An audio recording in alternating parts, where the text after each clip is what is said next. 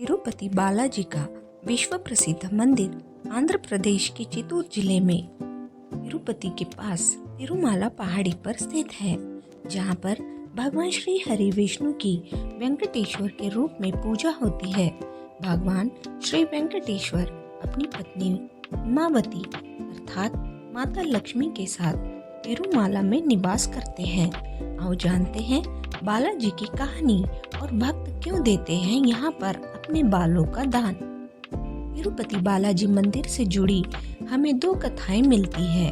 पहली कथा उनके वराह अवतार से जुड़ी हुई है और दूसरी कथा माता लक्ष्मी और उनके वेंकटेश्वर रूप से जुड़ी हुई है। चलो पहली कथा शुरू करते हैं। आदिकाल में धरती पर जल ही जल हो गया था, यानी पैर रखने के लिए कोई जमीन नहीं बची थी।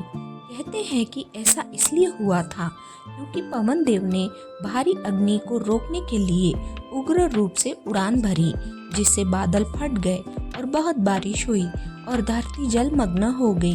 धरती पर पुनः जीवन का संचार करने के लिए श्री हरि विष्णु ने तब आदि वराह अवतार लिया। उन्होंने अपने इस अवतार में जल के भीतर की धरती को ऊपर तक अपने तुस्क का उपयोग करके खींच लिया।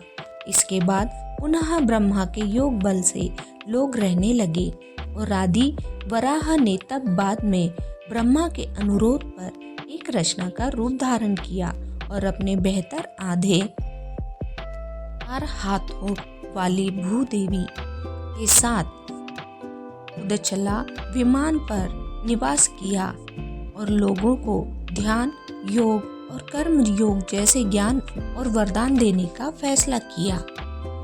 दूसरी कथा कलयुग के प्रारंभ होने पर आदि वराह वेंकटाद्रि पर्वत छोड़कर अपने लोक चले गए, जिसके चलते ब्रह्मा जी चिंतित रहने लगे और नारद जी से विष्णु को पुनः लाने के लिए कहा। नारद एक दिन गंगा के तट पर गए, जहाँ पर ऋषि इस बात को लेकर भ्रम में थे कि हमारे यज्ञ का फल त्रिदेवों में से किसे मिलेगा। नारद जी ने उनकी शंका का समाधान हेतु भृगु को यह कार्य सौंपा। भृगु ऋषि सभी देवताओं के पास गए, लेकिन भगवान शिव और विष्णु जी ने उनकी बातों पर ध्यान नहीं दिया, तो वे क्रोधित हो गए। क्रोधित होकर भृगु ऋषि ने विष्णु जी की छाती पर एक लात मार दी। इसके बावजूद विष्णु जी ने ऋषि के पैरों में यह सोचकर मालिश की कि कहीं उनके पैरों में दर्द ना होने लगा हो।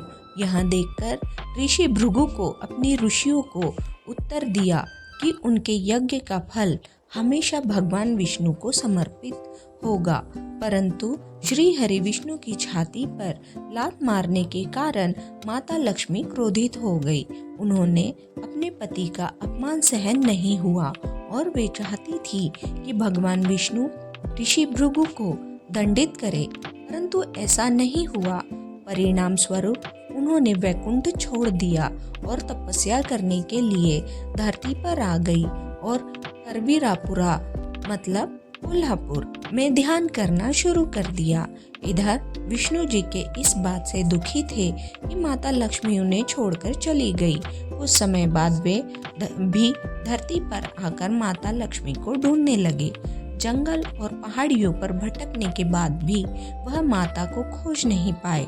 आखिर परेशान होकर विष्णु जी वेंकटाद्रि पर्वत में एक चींटी के आश्रय में विश्राम करने लगे। यह देखकर ब्रह्मा जी की उनकी सहायता करने के फैसला किया। वे गाय और बछड़े के रूप धारण कर माता लक्ष्मी के पास गए। देवी लक्ष्मी ने उन्हें देखा और उस वक्त के सत्तासीस चालक चोल राजा को उन्हें सौंप दिया। राजा ने उसे चरवाहे को सौंप दिया, परंतु वह गाय सिर्फ विष्णु जी के रूप में श्रीनिवास को ही दूध देती थी, जिस कारण चरवाहे ने उस गाय को मारने का प्रयास किया। तब श्रीनिवास ने चरवाहे पर हमला करके गाय को बचाया। क्रोधित होकर उन्होंने चोल राजा को एक राक्षस के रूप में जन्म लेने का श्राप दे दिया। राजा ने दया की प्रार्थना की, तब श्रीनिवास ने कहा कि राजा को दया तब मिलेगी जब वह अपनी बेटी पद्मावती का विवाह मुझसे करेगा। जब यह बात देवी लक्ष्मी अर्थात पद्मावती को पता चली तो वे वहां आई और तब उन्होंने श्री हरि को पहचान लिया और जिसके बाद भगवान विष्णु और लक्ष्मी जी एक दूसरे से लिपट गए और इसके बाद वे पत्थर में बदल गए। फिर ब्रह्मा जी और शिव जी ने हस्तक्षेप करके लोगों को इस अवतार के उद्देश्य से अवगत कराया। कहते हैं कि किसी काल में श्री हरि विष्णु ने वेंकटेश्वर स्वामी के रूप में अवतार लिया था। यह भी कहा जाता है कि कलयुग के कष्ट से लोगों को बचाने के लिए उन्होंने यह अवतार लिया था। इसलिए भगवान के इस रूप में माँ लक्ष्मी भी समाहित है। इसलिए यहाँ बालाजी को स्त्री और पुरुष दोनों के वस्त्र पहनाने की परंपरा है। बालाजी को प्रतिदिन नीचे धोती और ऊपर साड़ी से सजाया जाता है। आइए जानते हैं तिरुपति बालाजी में बाल क्यों काटते हैं।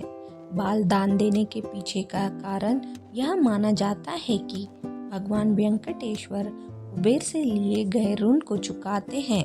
कथा अनुसार जब भगवान वेंकटेश्वर का पद्मावती से विवाह हुआ था तब एक परंपरा के अनुसार वर को शादी से पहले कन्या के परिवार को एक तरह का शुल्क देना होता था, लेकिन भगवान वेंकटेश्वर ये शुल्क देने में असमर्थ थे। इसलिए उन्होंने कुबेर देवता से ऋण लेकर पद्मावती से विवाह किया और वचन दिया कि कलयुग के अंत तक वे कुबेर का सारा ऋण चुका देंगे। उन्होंने देवी लक्ष्मी की ओर से भी वचन देते हुए कहा कि जो भी भक्त उनका ऋण लौटाने में उनकी मदद करेंगे, देवी लक्ष्मी उन्हें उसका 10 गुना ज़्यादा धन देंगी। इस कारण तिरुपति जाने वाले विष्णु भगवान पर आस्था रखने वाले भक्त बालों का दान कर भगवान विष्णु का ऋण चुकाने में उनकी मदद करते हैं। दोस्तों, आपको आज की यह कथा कैसी लगी मुझे कमेंट करके ज़रूर बताएं और ऐसी ही पौराणिक और आध्यात्मिक कहानियों के लिए मेरे इस चैनल को सब्सक्राइब करें। धन्यवाद।